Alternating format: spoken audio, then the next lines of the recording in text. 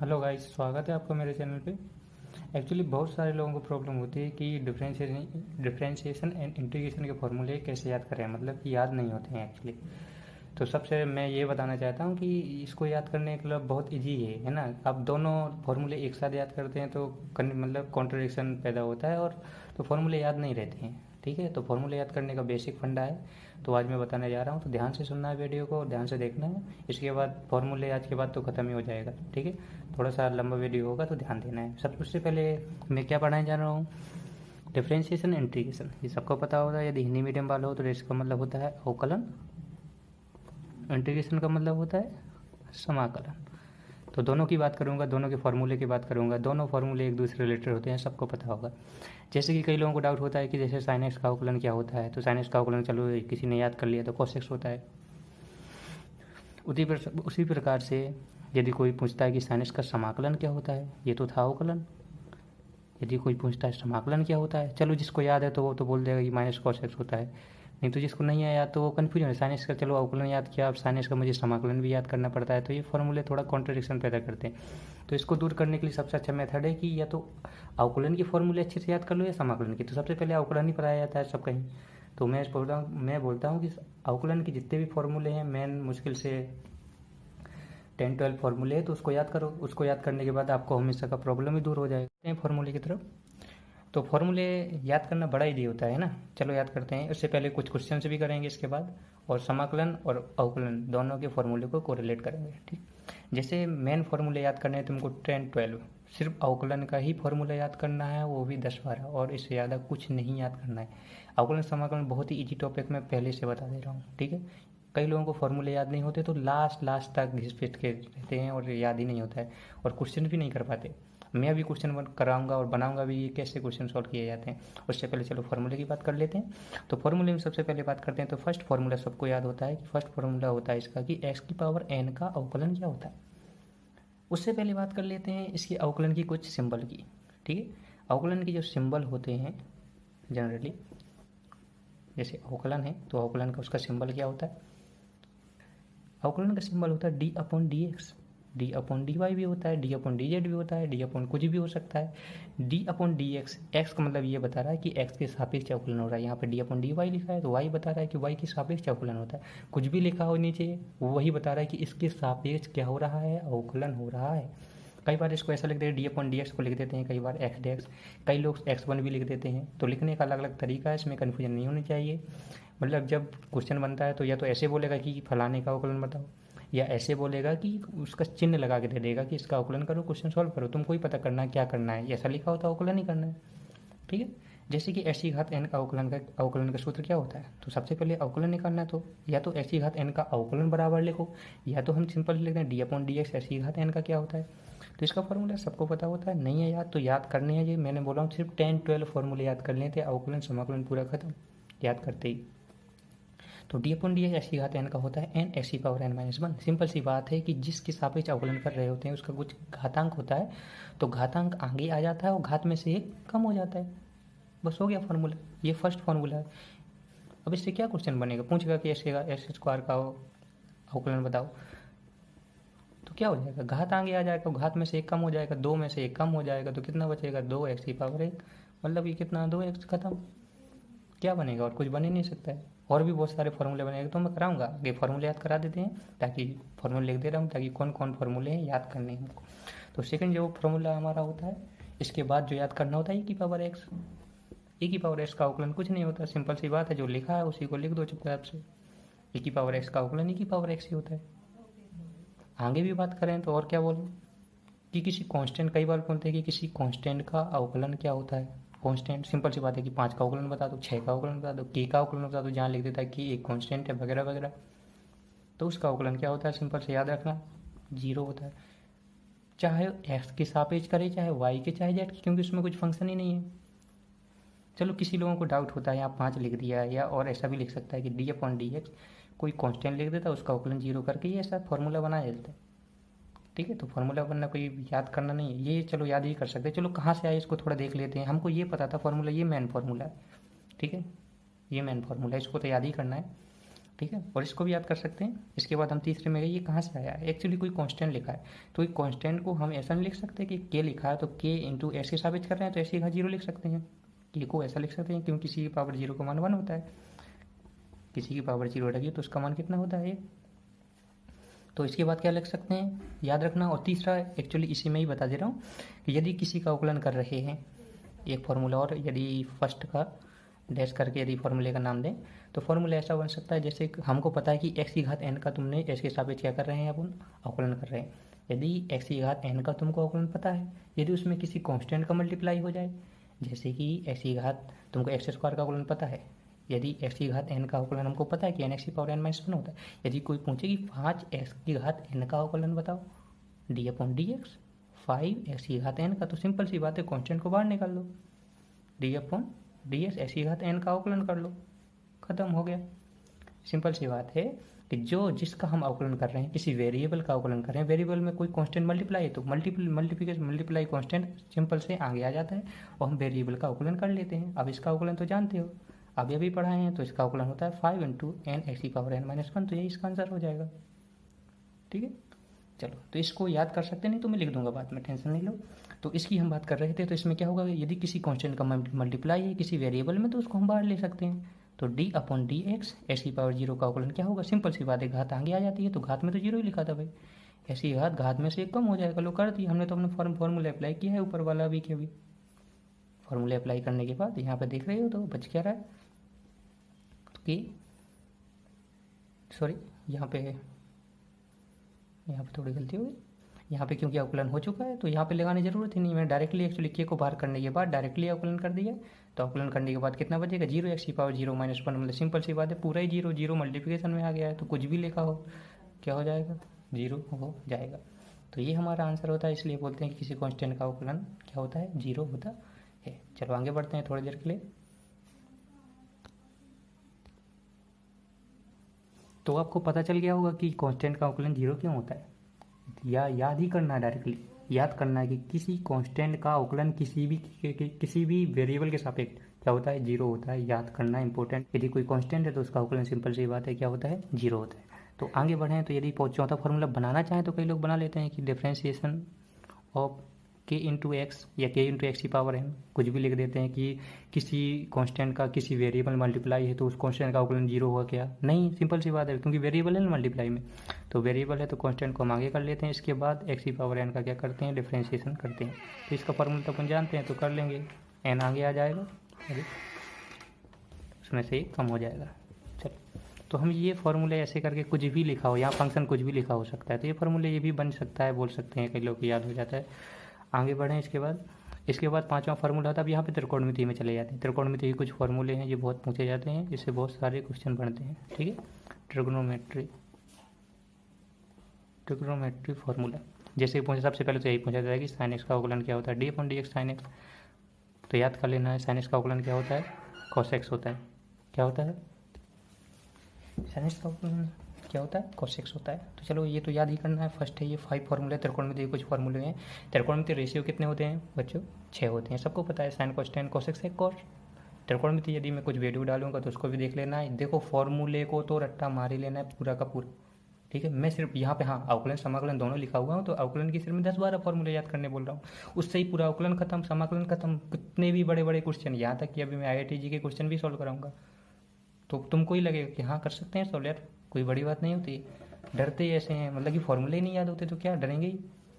Sign x का अवकलन क्या होता है, cos x। यदि हम छठवां क्वेश्चन देखें, फार्मूला देखें, तो साइन एक्स के बाद क्या होता है, दूसरे त्रिकोणमिति cos x होता है, तो cos x का याद रखना है, मैंने बोला कि ये फॉर्मूला याद कर लेना अवकलन के, थोड़ा cos x क्या होता है, माइनस साइन एक्स, अवकलन याद करना है सिर्फ, साइन एक्स का cos x का माइनस साइन एक्स।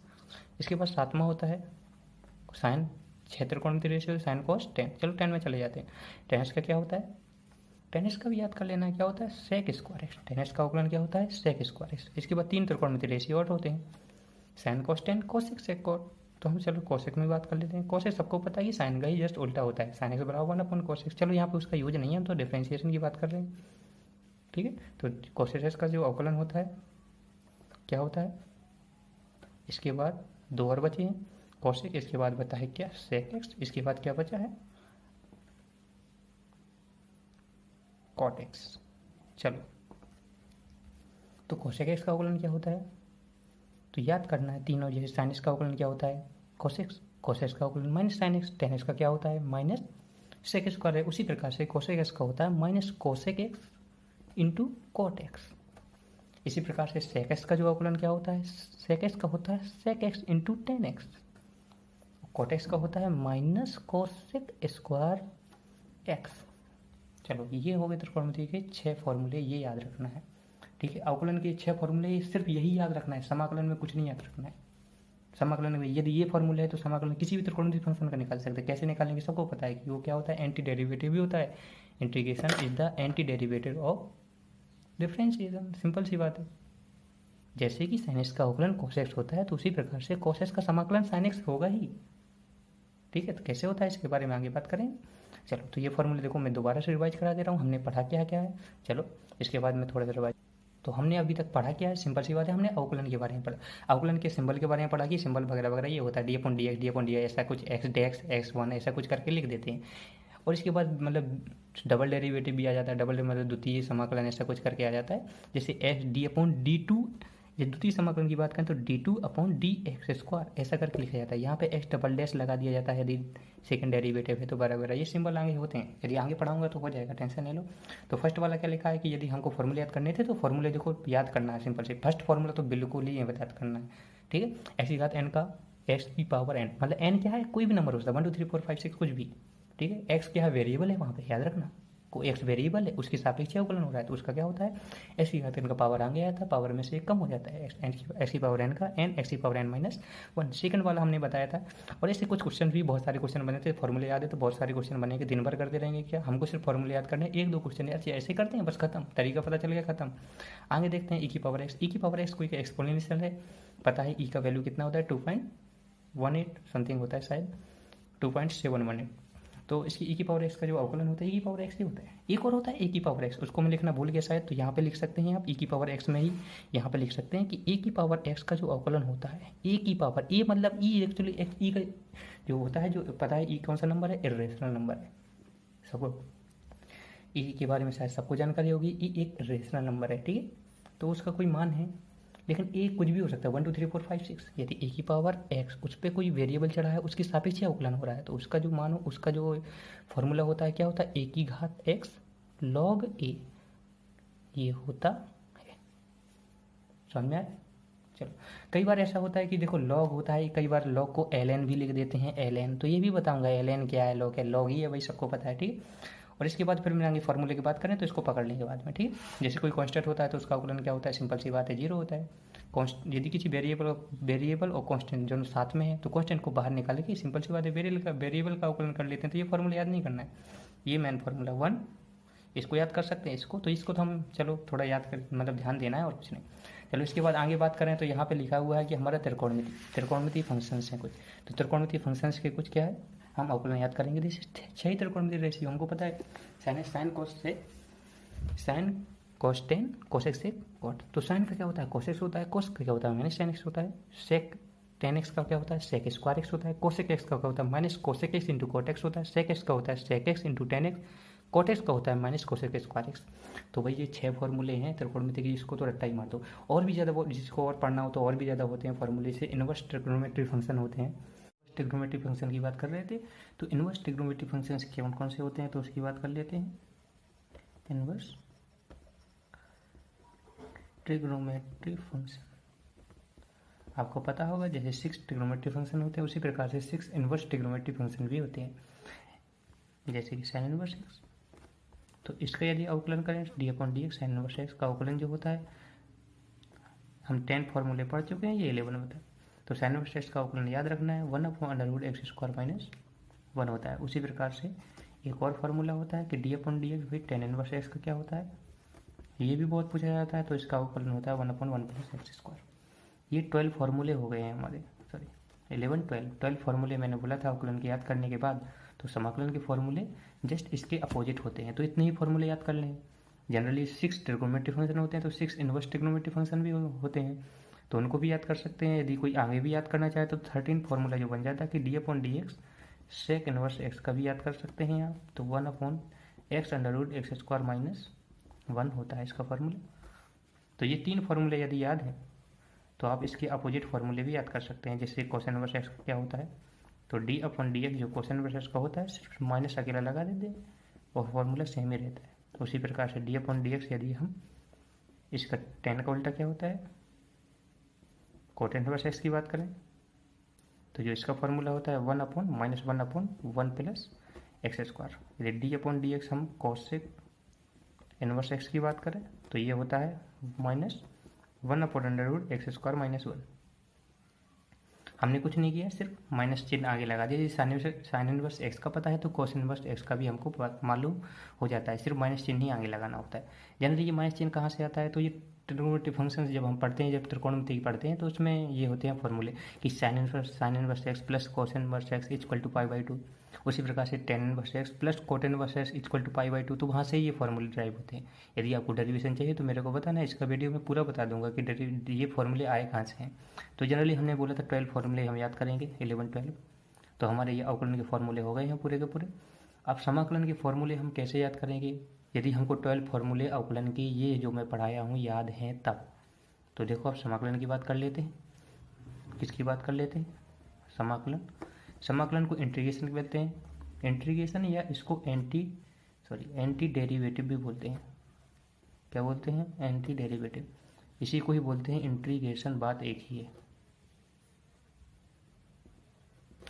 ठीक, तो हम समाकलन की बात कर रहे हैं। देखो यहाँ से इसका एंटी डेरिवेटिव अवकलन को बोलते हैं क्या, डिफरेंशिएशन। तो डिफरेंशिएशन के जस्ट एंटी मतलब उल्टा, तो वही होता है समाकलन।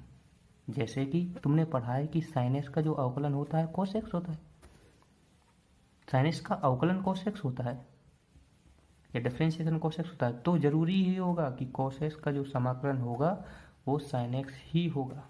ये समाकलन का चिन्ह है। समाकलन का चिन्ह जनरली एस होता है, थोड़ा सा हम घुमा देते हैं। तो सिंबल की बात कर लेते हैं समाकलन के, तो यही होता है।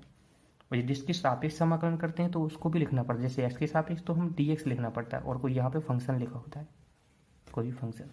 जैसे यहाँ पे cos x फंक्शन लिखा है तो इसका समाकलन कर रहे हैं, तो किसके सापेक्ष कर रहे हैं, तो ये अब अच्छे से नहीं लिखा है, ये गलत लिखा है। किसके सापेक्ष, तो dx के सापेक्ष। तो ये बताएगा dx के भाई x के सापेक्ष समाकलन कर रहे हैं, तो उसका आंसर होगा sin x। समझ में आ रहा है। sin x का यदि अवकलन cos x है तो cos x का जो समाकलन होगा sin x होगा। हमको सिर्फ अवकलन नहीं याद करना, साइन एक्स का अवकलन तुमको याद होगा, कोस एक्स का हमको पता चल जाएगा समाकलन। उसी प्रकार से हमने पढ़ा है, ये फर्स्ट हो गया। ये यदि सेकंड समाकलन की बात करें तो हमने पढ़ा है कि कोस एक्स का जो अवकलन होता है क्या होता है, माइनस साइन एक्स। ये डिफरेंशिएशन होता है, अवकलन होता है। यदि कोस एक्स का अवकलन माइनस साइन एक्स होता है तो यह जरूरी है कि माइनस साइन एक्स का जो समाकलन होगा, तो minus sine x D x का जो माइनस साइन एक्स का जो समाकलन होगा वो कोस एक्स होगा। जनरली माइनस साइन एक्स का समाकलन कोई नहीं पूछता है, तो पूछता क्या है, तुमसे पूछा जाता है कि भाई हमको साइन एक्स का समाकलन बताओ, तो माइनस चिन्ह को इस साइड भेज देंगे। तो माइनस साइन एक्स का जो समाकलन माइनस चिन्ह को साइड बनेगा तो साइन एक्स का जो समाकलन होगा वो क्या होगा, माइनस उस साइड चला जाएगा, कोस एक्स हो जाएगा। तो ऐसे फॉर्मूले हम बना सकते हैं, कोई बड़ी बात नहीं होती है। तो हमने अवकलन के सिर्फ 12 फॉर्मूले याद किए, और इसके बाद हम समाकलन के भी कैसे फॉर्मूले बनाते हैं पूरी उसकी चर्चा विस्तार से कर लेते हैं, ताकि ये फॉर्मूले का कॉन्सेप्ट पूरी तरीके से क्लियर हो जाए। कई बार आपने देखा होगा कि कई बार जो समाकलन, जैसे कोसेस का यदि समाकलन किया हमने तो उसमें जो कांस्टेंट भी आता है साथ में। जैसे कि अपन जानते हैं कि साइन एक्स का जो अवकलन होता है कोसेस होता है, तो जरूरी है कोसेस का समाकलन साइन एक्स होगा। तो कई बार ऐसा लिखा होता है कि integration cos x D x बराबर लिखा होता है, क्या लिखा होता है, साइन एक्स ही होता है। लेकिन इसमें एक कांस्टेंट सी नाम का लिखा रहता है, जहाँ पे लिखते हैं कि सी इंटीग्रेशन कांस्टेंट है वगैरह वगैरह। तो ये आता क्यों है, जरूरी है कि इसका कुछ आना, इसलिए जरूरी है क्योंकि हम जानते हैं कि कोस जो साइन एक्स का जो अवकलन होता है वो क्या होता है, कोस एक्स। साइन एक्स का अवकलन क्या होता है, कोस एक्स। अपन ये भी जानते हैं कि किसी कांस्टेंट का जो अवकलन होता है वो क्या होता है, 0 होता है। तो साइन एक्स का अवकलन कोस एक्स होगा। मीन्स यदि साइन एक्स में कोई कांस्टेंट ऐड होगा, जैसे साइन एक्स प्लस 5, यदि इसका अवकलन करेंगे तो ये क्या होगा, तो भी कोस एक्स होगा। यदि साइन एक्स प्लस 10 लिखा है, इसका अवकलन करेंगे तो भी कोस एक्स होगा। मतलब कोई भी कांस्टेंट हो तो भी उसका समाकलन क्या होगा, साइन एक्स होगा, यदि साइन एक्स के साथ वो एडिशन में हो है तो। इसलिए यदि हम कोसेस का जो समाकलन की बात करते हैं, क्योंकि साइन एक्स का भी अवकलन कोस एक्स है, साइन एक्स प्लस 5 का भी अवकलन कोस एक्स है, साइन एक्स प्लस 10 का भी अवकलन कोस एक्स है। इसलिए कोसेस का जो समाकलन ये भी हो सकता है, ये भी हो सकता है, ये भी हो सकता है, मतलब कुछ कांस्टेंट ऐड हो सकता है। इसलिए हम कांस्टेंट भी लगाते हैं हर एक फार्मूले में, प्रत्येक फार्मूले में। तो हम यदि आगे बढ़ें तो हमने देखो क्या क्या पढ़ा है, अवकलन का भी यहाँ से मैं समाकलन और अवकलन के पूरे फॉर्मूले देखो 12 फॉर्मूले हमने याद करा दिए थे। अब 12 फॉर्मूले को कैसे कोरिलेट करेंगे उसको बताऊंगा। जैसे कि हमने फर्स्ट पढ़ा है, फर्स्ट स्टार्ट करते हैं। फर्स्ट पढ़ा था कि हमने d/dx, ये अवकलन था हमारा किसका, x⁴n का पढ़ा था। क्या पढ़ा था, जो घात आगे आ जाती है वो घात में एक कम हो जाता है, ये हमारा फॉर्मूला था अवकलन का फर्स्ट वाला। तो इसका मतलब इसका देखा जाए तो इसका अवकलन x⁴n का अवकलन ये होता है, इसका मतलब इसका समाकलन ये होना चाहिए। तो मीन्स एक फॉर्मूला ये ऑटोमेटिकली बन जाएगा कि n x⁴n-1 का समाकलन x के सापेक्ष है तो dx लगाना पड़ेगा। तो इसका समाकलन क्या होगा, सिंपल सी बात है यही होगा जो लिखा हुआ है। तो कांस्टेंट तो हमारे में ऐड करेंगे क्योंकि x⁴n का अवकलन ये है, तो x⁴n में कुछ कांस्टेंट भी जुड़ा होता तो भी अवकलन क्या होता, ये होता। इसलिए जब इसके समाकलन की बात करेंगे तो यही होगा, लेकिन कुछ कांस्टेंट भी हर एक में ऐड करेंगे हम समाकलन में। क्यों ऐड करेंगे मैंने इसका रीजन दे दिया है, समझ में आ रहा है। चलो ये फर्स्ट फार्मूला था मीन्स, लेकिन हमको ये फार्मूला समाकलन में याद करना नहीं होता है, इसी को ही हम दूसरा फार्मूला बना लेते हैं। जैसे कि बना लेते हैं, इसी को ऐसे याद नहीं करते तो इसी को बना लेते हैं कैसे कि इंटीग्रेशन क्या होता है, इंटीग्रेशन x⁴n dx, इसका जो हमको जो समाकलन क्या होता है, ये फॉर्मूला जनरली किताबों में लिखा होता है। तो इसका जो समाकलन होता है, घात में एक जुड़ जाता है और उसी घात से भाग हो जाता है और एक कांस्टेंट तो आना ही है, ठीक है। तो ये फार्मूला जनरली होता है इंटीग्रेशन का फर्स्ट फार्मूला, लेकिन ये भी कोई गलत नहीं है, सेम टू सेम है, इसका भी मीनिंग सेम ही है। गौर से देखोगे तो पता चलेगा। देखो कैसे पता चलेगा कि x⁴n का अवकलन का होता है n x⁴n-1, तो n x⁴n-1 का समाकलन ये होता है। ये कब आया होगा, सिंपल सी बात है, ये कब आया होगा, जब इसका जब हम इंटीग्रेशन कर रहे हैं तो डिवाइडेड बाई n आया होगा, तो n से n कट गया होगा और इसमें से एक जुड़ गया होगा तो ये आया होगा। तो हम देखो ये फॉर्मूला जनरली होता है, ये याद करना पड़ता है इंटीग्रेशन का, जो डिफरेंशिएशन में ये याद करते हैं, डिफरेंशिएशन में ये याद करा दिया है मैंने, तो इंटीग्रेशन में याद करते हैं, ठीक है। ये एक्चुअली हमने बना दिया कि ऐसा होता है, ये देखो इसी फॉर्मूले से आया होगा। सिंपल सी बात है, हम इसका समाकलन पढ़ रहे थे x⁴n dx का, n तो कांस्टेंट है तो मतलब n को हमने बाहर ले लिया, तो x⁴n-1 dx का जो हमको समाकलन पढ़ना है तो इस फॉर्मूले से लगा के देखें तो कांस्टेंट रहेगा। x⁴n का समाकलन क्या होता है, घात में एक जुड़ जाता है उसी घात से भाग हो जाता है, सिंपल सी बात है, n तो लिखा था तो घात में एक जुड़ जाएगा, मतलब x⁴n-1 तो था ही और एक जुड़ेगा और उसी घात से भाग हो जाएगा, मतलब n-1 + 1 से भाग हो जाएगा, ये कांस्टेंट तो आना ही है। यदि हम इसकी बात करें तो n-1 तो कर ही जाएगा, तो x⁴n बचेगा, ये बचेगा कितना, बढ़ेगा n + c, n से n यहाँ पे अभी कैंसिल हो जाएगा तो बचेगा x⁴n + c, तो वही आया, देखो सेम टू सेम है। तो बात एक ही है, चाहे कैसा भी याद करो, लेकिन ये फार्मूला याद करते हैं कि ये तो कहाँ से क्या क्या फार्मूला याद कर, जनरली ये दोनों फार्मूले याद कर ले ताकि क्वेश्चंस हैं जो एग्जांपल्स हैं हमारे क्वेश्चन जल्दी से सॉल्व हो जाए। मीनिंग्स वही होता है, आपको मैंने दिखा दिया। तो फर्स्ट फार्मूला था समाकलन का जो डिफरेंशिएशन मैंने कोरिलेट किया है, ठीक है। तो सेकंड फार्मूले की बात करें तो सेकंड फार्मूला पढ़ा था कि e⁴x का जो अवकलन होता है e⁴x होता है, इसका मतलब e⁴x का जो समाकलन होगा वो भी e⁴x होगा, कोई मतलब वाली बात नहीं। हर बार हम कांस्टेंट जोड़ेंगे, ये गलती तो अब नहीं करने वाले। तीसरी बात करें तो मैंने पढ़ा था e⁴x, बताओ e⁴x का जो अवकलन होता था क्या होता था, हमको अवकलन याद करना है। e⁴x का अवकलन होता था e⁴x log a, क्या होता था e⁴x log a, याद है कि e⁴x का जो अवकलन होता था क्या होता था e⁴x log a, ठीक है। यदि मैंने यहाँ पे कुछ नहीं लिखा, जब मैं लॉग की बात करेंगे तो बेस की बात तो करनी पड़ेगी, मैं इसमें लॉग में बहुत अच्छे से बताऊंगा, ध्यान देना। तो बेस जनरली इसमें याद रखना पूरे में ई ही होता है, क्या होता है बेस, ई। लॉग 10/10 बेस भी होता है, ई बेस होता है, तो हम जनरली ई वाला बेस ही यूज करते हैं, ठीक है। तो d/dx e⁴x का होता है e⁴x log a, बेस तो होता है ई लिखें या ना लिखें, और log ई बेस वाले को ही ln बोलते हैं। log 10 लिखा होता है उसको हम log जनरली बोल देते हैं, ठीक है। तो हमने ln की भी बात की थी तो उसका भी कन्फ्यूजन दूर हो गया होगा, नहीं होगा तो अभी बहुत सारे क्वेश्चन करें एग्जाम्पल, तो वो तब कन्फ्यूजन दूर हो जाएगा। तो e⁴x का अवकलन होता है e⁴x log a, तो जब इसका अवकलन ये होता है तो इसका समाकलन मीन्स e⁴x log a का जो समाकलन होना चाहिए, dx तो लगाना पड़ेगा, तो मतलब e⁴x होता होगा। हाँ ये बात सही है, लेकिन ये फॉर्मूला नहीं अच्छे से याद करते, हम ये याद करते log a तो कांस्टेंट है, बाहर ले लेंगे और इसको इस साइड भेज देते हैं, तो इस मतलब e⁴x dx, e⁴x का समाकलन होगा e⁴x log a, क्योंकि ये नीचे आ जाएगा। इसी प्रकार से यहाँ से ये फॉर्मूला बन गया था कि e⁴x का समाकलन जो होता है e⁴x log a + c। देखो ये फॉर्मूला वहीं से बना है, मैं फिर से बोल रहा हूँ, अवकलन से ही बना है। यह तो दूसरी चीज़ है जिसका रटने का प्रवृत्ति बहुत अच्छा है, क्षमता ज़्यादा है तो याद कर सकता है, जो नहीं याद कर सकता है तो उसको बनाना सीखें, अवकलन के फॉर्मूले याद करें और समाकलन के फॉर्मूले को ड्राइव करें, ताकि उनको लगे कि अरे भाई ये तो कोरिलेट है, हमको जी से याद हो जाएगा। तो हमने आगे बढ़ते हैं। तो चौथा फॉर्मूला शायद मैंने ये अवकलन में बताया था कि नहीं, यदि बताया होगा, शायद बताया था कि log s का जो अवकलन होता है d/dx, जो log s का जो अवकलन होता है s के सापेक्ष, वो होता है 1/x। log s का जो अवकलन होता है 1/x। डेफिनेटली कुछ बेस ने लिखा तो यही होगा, याद रखना। ये अवकलन का फॉर्मूला है जनरली। ये शायद मैंने लिखाया था कि नहीं लिखाया था, लिखाया था शायद, नहीं लिखाया तो अभी याद करना है कि log s का जो अवकलन होता है 1/x होता है। मीन्स कि जो 1/x का जो यदि log s का अवकलन 1/x होता है तो मीन 1/x का जो समाकलन होगा वो क्या होगा, log x होता है। तो ये समाकलन का फॉर्मूला बन जाता है चौथा, इंटीग्रेशन, ये समाकलन का फॉर्मूला बन जाता है।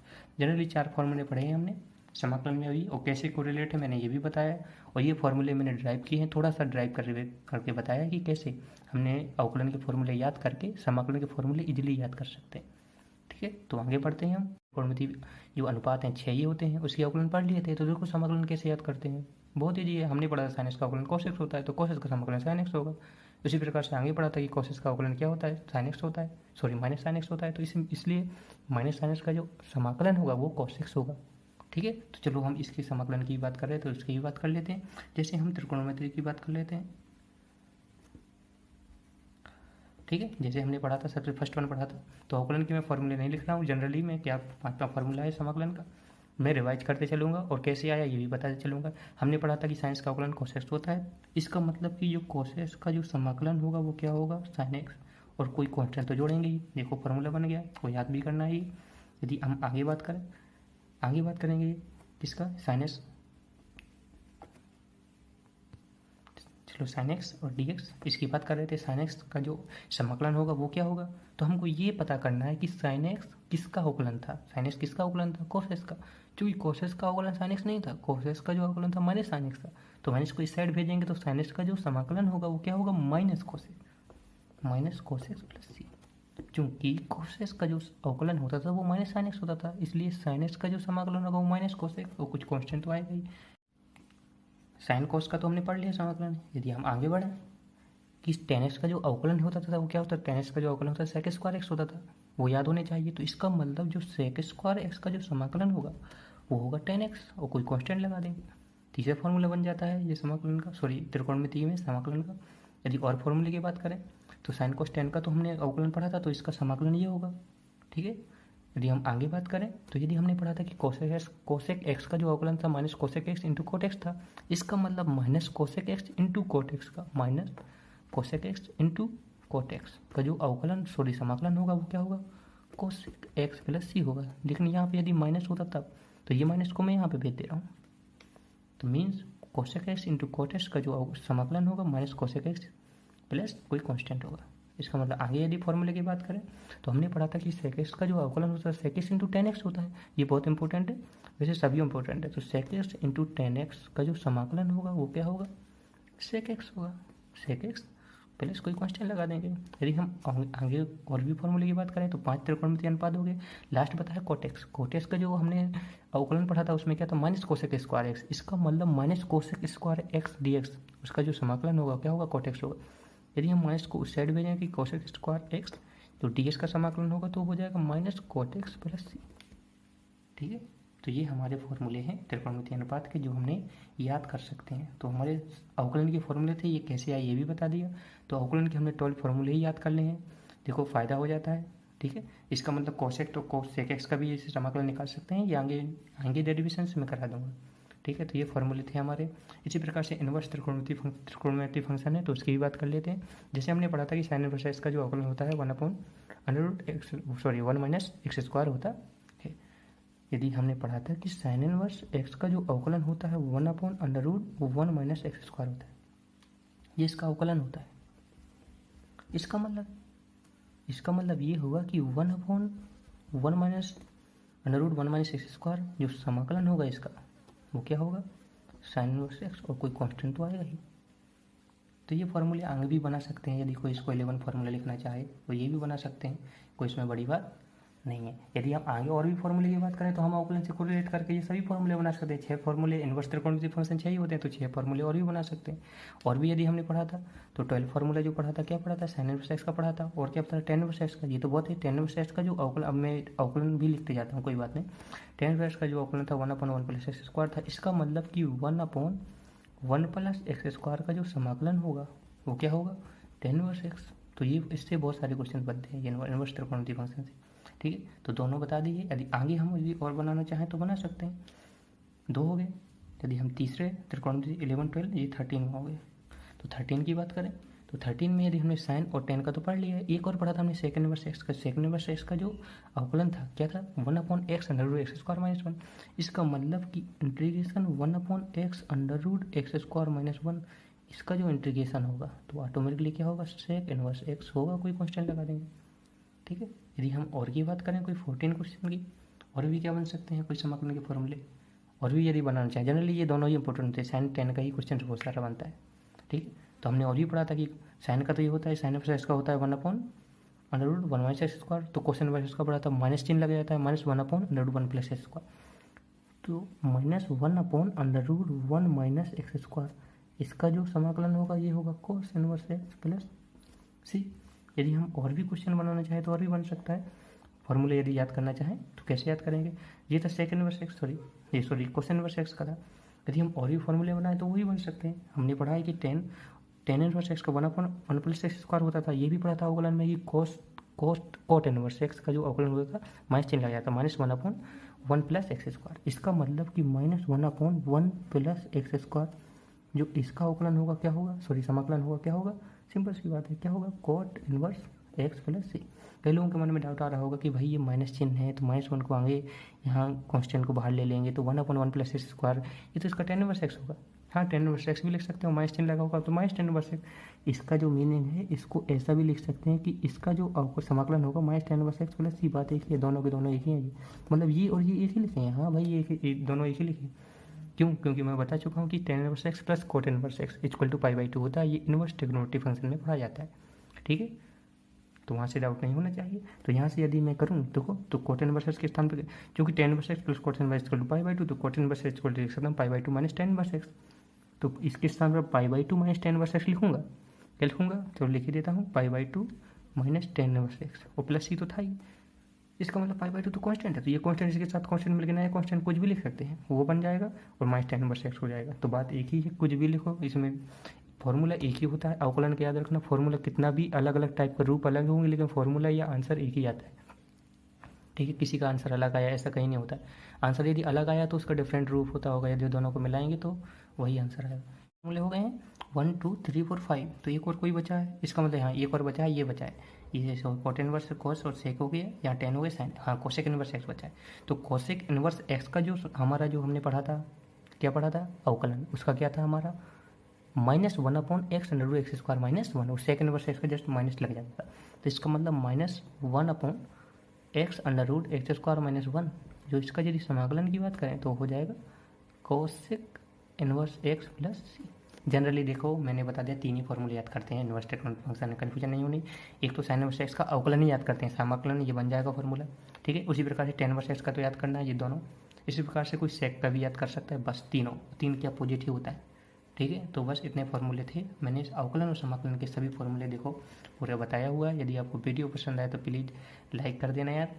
ठीक है, यदि फॉर्मूले और भी सारे फॉर्मूले थे, अब मैं जो आगे बताऊंगा अवकलन के बहुत सारे अच्छे क्वेश्चंस लूँगा जो बेसिक्स हैं, क्योंकि जो बेसिक्स में बहुत सारे मतलब जो कमज़ोर बच्चे होते हैं उनको डाउट होता है। एक्चुअली मैं यहाँ पे पढ़ाता हूँ तो बहुत सारे लोगों को छोटा छोटा डाउट होता है, तो आगे मैं छोटे क्वेश्चंस लूँगा।